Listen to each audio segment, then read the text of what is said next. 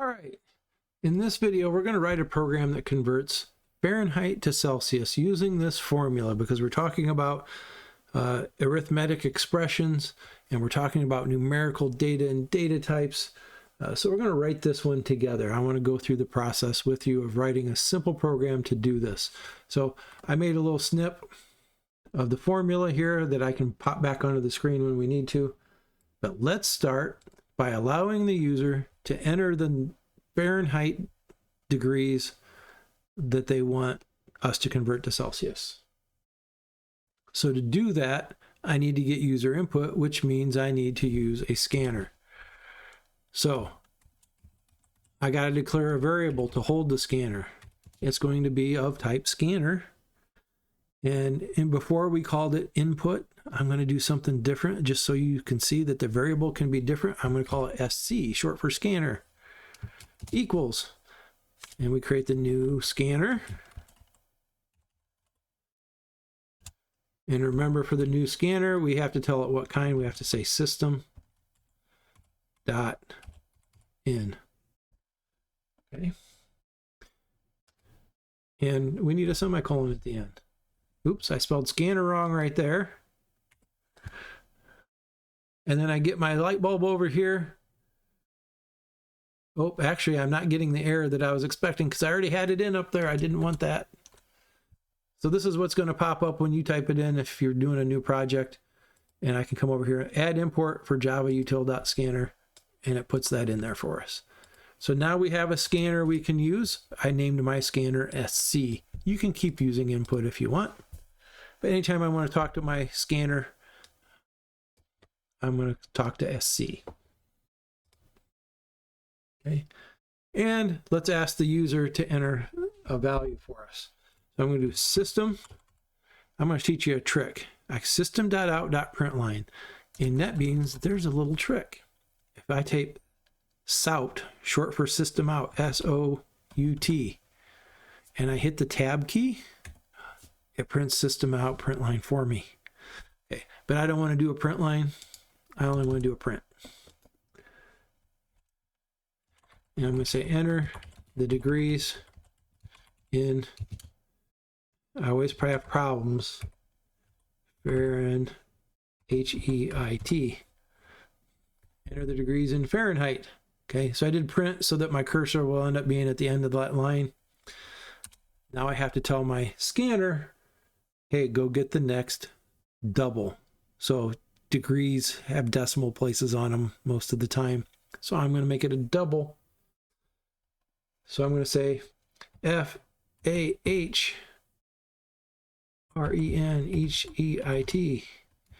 equals next dot SC dot. Now notice what happens. SC dot, it starts giving me all these options here to pick from. It's going to complete my code for me. So if I forget something, it's going to take care of me. So if I say NEX, it tells me next, and then I can see all these different kinds. I can get next Boolean, next byte, next float, next doubles right there. I can click on it and it types it for me. Now what's wrong here? So it can get me the next double and store it in a variable called Fahrenheit. But I didn't declare Fahrenheit. So I have to say, hey, Fahrenheit is going to hold a double. And I'm going to use lowercase. Okay, so get me the next double scanner, and I'm going to store it in this variable Fahrenheit that's set up to store that double. Okay. Now here's my calculation. Here's what we have to do. It's 5 nights times the number of degrees in Fahrenheit minus 32. Okay, that's how Celsius is calculated. Celsius is also going to be a double, right? So I have to declare Celsius first. Double Celsius. I'm going to use, that's a great variable name for the Celsius, isn't it? Double Celsius is equal to 5 nights times Fahrenheit minus 32. So 5 divided by 9 times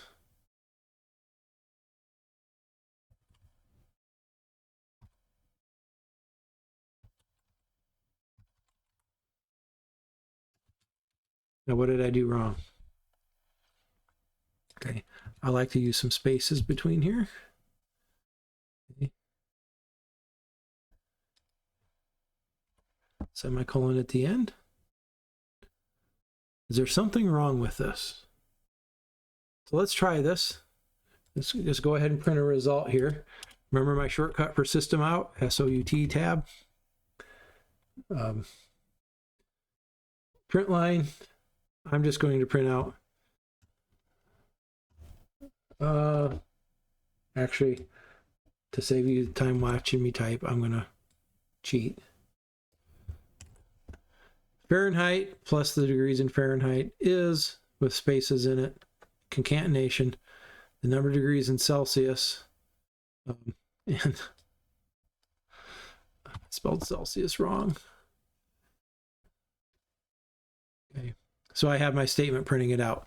I'm not so concerned about the statement to print it out here, is this formula that we're concentrating on right now. So let's try it and see what problems we have. Enter the degrees in Fahrenheit. And I'm going to say something we know. 212 degrees Fahrenheit is the boiling point of water. You should know 100 degrees in Celsius is its equivalent. So we should get 100 here. And we get negative 32. That's not right.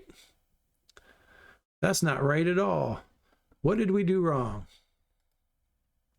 I don't like how it didn't leave a space right there, so I'm going to add a space up here when it asks the question.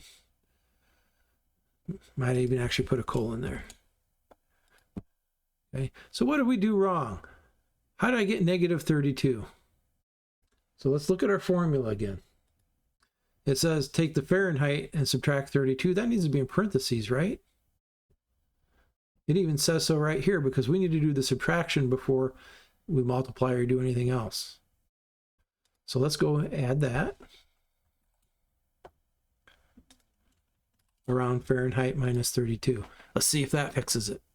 What do you think? Enter the degrees in Fahrenheit, 212. It says it's 0 in Celsius. How did we get 0? Don't understand it. Okay, so let's go through it. Let's go through it from left to right. Oh, it said we can put parentheses around this too because it showed us that in the formula, although it really doesn't need it. The formula did show us parentheses around those, but since this is division and that's multiplication, it's going to do it in order anyway. But it never hurts to do it for clarity. So we don't technically need those. It's not going to change our results. That didn't change anything. We're still going to get 0 in Celsius. And the question is why? So my question to you is, what is 5 divided by 9? And we've talked about it before. And you want to say 5 by 9, that's like point something, right? It's a little bit more than half. So it's like 0.5 something or maybe 0.6, I don't know. But that's not true. 5 divided by 9 is 0. 5 divided by 9 is 0 because it's integer division. 5 is an int and 9 is an int. When I divide 5 by 9, I have to get an int result. And if it comes out to point something, it's going to chop off the points, everything after the decimal, and the answer is going to be 0.